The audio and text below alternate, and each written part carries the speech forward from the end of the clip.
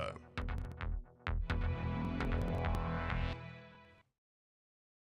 Saludo con mucho gusto al doctor Antonio Gómez Reina, colaborador de este espacio. Bienvenido, doctor. Buenos días. ¿Cómo está? Muy buenos días, Edgar. Bueno, pues hoy recordamos a Pitágoras de Samos. Nació en el 569 a.C. en Samos, antigua Grecia, y muere en el año 475 a.C. en Metaponto, en la Grecia antigua. Pitágoras fue un filósofo y un matemático puro. Contribuyó de manera significante en el avance de las matemáticas helénicas, la geometría, la aritmética, derivado particularmente de las relaciones numéricas y aplicadas, ya sea en la astronomía, la música, como fundamento en la armonización y que hoy en día se sigue utilizando. También se aplicaron las teorías de pesos y medidas. Pitágoras se interesaba también en la medicina, ética, cosmología, política y la ética, entre otras disciplinas. Esto lo llevó a fundar lo que se le conoció como la escuela pitagórica. Sus miembros se les conocía como pitagóricos y su escuela se basaba en movimientos filosóficos y religiosos de mediados del siglo IV a.C. y que estaban integrados astrólogos, músicos, matemáticos y filósofos, y cuya creencia más destacada era que todas las cosas son en esencia números, y su símbolo religioso era el pentagrama, una estrella de 5 puntas, que llamaban salud. Estos pitagóricos inventaron los números irracionales, y que son aquellos que no pueden ser expresados como una fracción, ya que su expresión decimal no es ni exacta ni periódica. Pitágoras es conocido por su famoso teorema de Pitágoras, por su afinación pitagórica y su armonía en las esferas. Pitágoras, como filósofo, se desarrolló en la Grecia antigua, en donde existían 4 escuelas influyentes que eran animismo, que profesaba que todos los objetos, elementos del mundo natural, rocas, plantas, animales, entre otros, están dotados de alma o conciencia propia. El vitalismo, escuela filosófica que postula que los organismos vivos poseen una fuerza que los diferencia de las cosas inanimadas. El mecanismo, que es la doctrina según la cual toda la realidad natural tiene una estructura comparable a la de una máquina. El antropocentrismo, que esta doctrina sitúa al ser humano como van mediando todas las cosas. Y en la ética define que los intereses de los seres humanos son los que reciben atención moral por encima de cualquier cosa. En estas influencias de dichas escuelas filosóficas, Pitágoras en el siglo VI a.C. fue el primero en considerar de cómo se trataba a los animales. Pitágoras tenía la creencia de que los animales y humanos tenían el mismo tipo de alma, basándose en la escuela del animismo. Él pensaba que el alma de los animales era inmortal, hecho de fuego y aire, y que era reencarnada de humano al animal o viceversa. Pitágoras es citado como el primer filósofo de los derechos de los animales. Se dice que compraba animales en el mercado y los liberaba. En la Biblia se autoriza el sacrificio de animales para alimento o por motivos religiosos. Dice, podrás matar y comer carne dentro de todas tus puertas conforme a tus deseos. En el Génesis señala, el hombre tiene el dominio sobre todos los animales. En Roma, en el cuerpo del derecho civil, que es la más importante recopilación de derecho romano de la historia, que fue compilado por orden del emperador bizantino, Justiniano, en donde se recopilaron constituciones imperiales y jurisdicciones romanas desde el año 117 al 565. Ya se encuentra en la consideración hacia los intereses de los animales. El derecho natural es aquello que es dado a cada ser vivo y que no es propio al ser humano. Justiniano I. A través de la historia, los hombres han sobresalido por su inteligencia y su sensibilidad, han tenido el sentido moral para evitar el sufrimiento de los animales. Y están los casos de Virgilio, Lucrecio y Ovidio, que en sus reconocía si integraban las consideraciones morales para los animales. En el sistema jurídico romano consideraba como animales a todos los seres vivos que no tenían derechos, y esto incluía también a los esclavos. Así que los derechos de los animales carecían de sentido en la Roma antigua.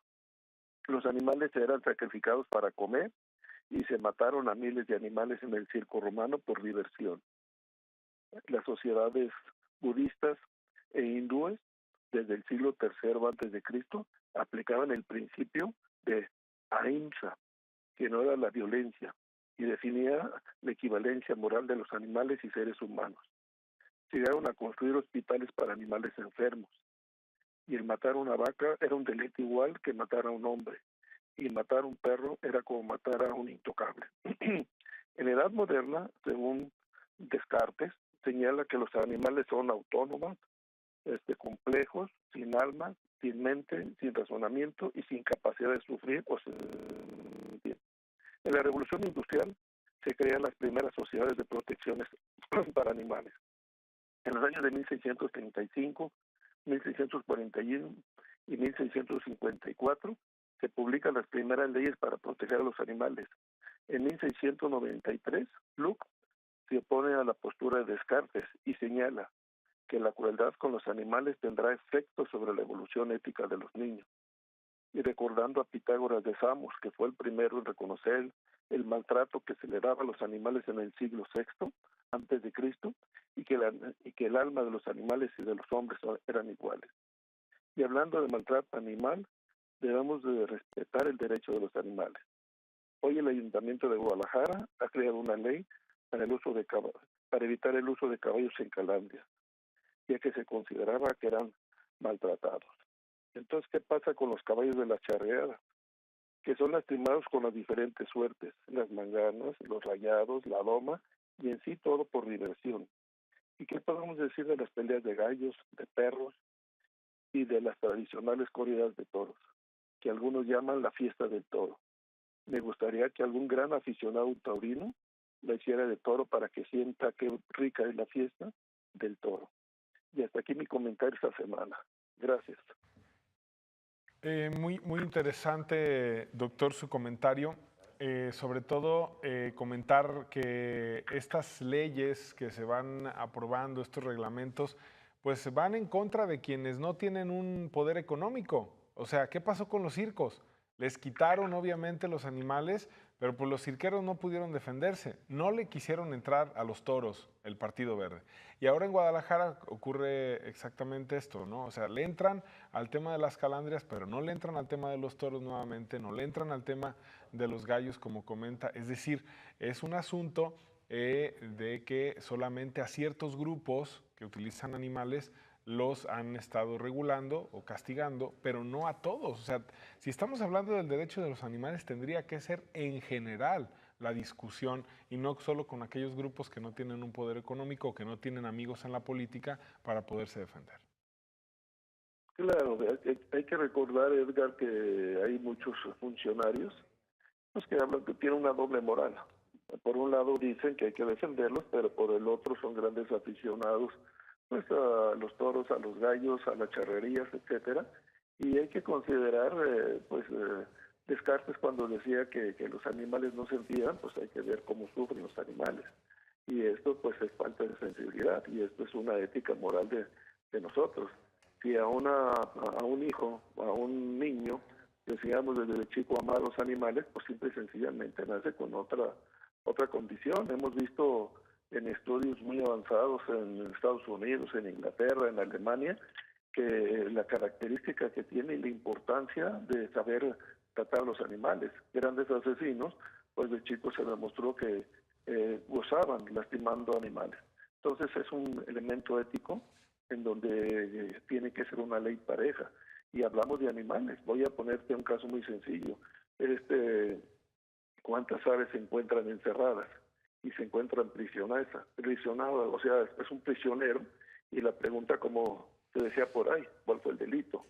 El delito es ser bello y el cantar bien, o los tigres que a veces los tenían en un pequeño espacio fuera de su medio ambiente. Entonces pasa lo mismo que en el toro. En el toro Pues sabemos, las fiestas se le han dado los permisos, etcétera, etcétera. En muchos países de Europa ya están prohibiendo las corridas de toros. ¿Por qué? Porque es un circo romano moderno, donde la ética pues no se desarrolla en una forma adecuada. Claro, y además esos son los casos más extremos donde mueren los animales, como los toros o los gallos, pero hay también una situación de estrés muy importante en los animales en cautiverio, ¿no? Por ejemplo, con los animales que están en los zoológicos o, por ejemplo, las ballenas, que también ha sido toda una discusión el tema de las orcas a nivel mundial. Sí, o sea, hay que recordar que pues que nuestras sociedades a veces no tratamos de ver lo que está pasando alrededor de nosotros y es falta de sensibilidad, es falta de educación.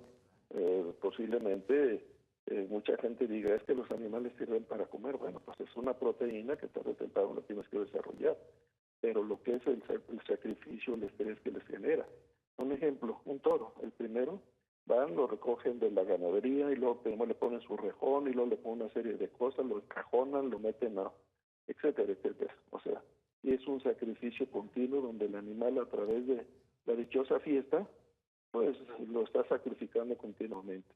No se diga de las peleas de perros, no se diga de peleas de gallos, etcétera. O sea, es una serie de situaciones un poco aberrantes del ser humano, en donde el odio y el alma, como se decía bien Pitágoras, pues somos iguales y sienten igual, ¿verdad? Sin duda. Muy bien. Doctor, le agradezco mucho su comentario esta mañana. Gusto en saludarte, ¿verdad? Igualmente igualmente buenos días, es el doctor Antonio Gómez Reina hablando hoy sobre los derechos de los animales. Hacemos una pausa, tenemos información nacional e internacional, regresamos.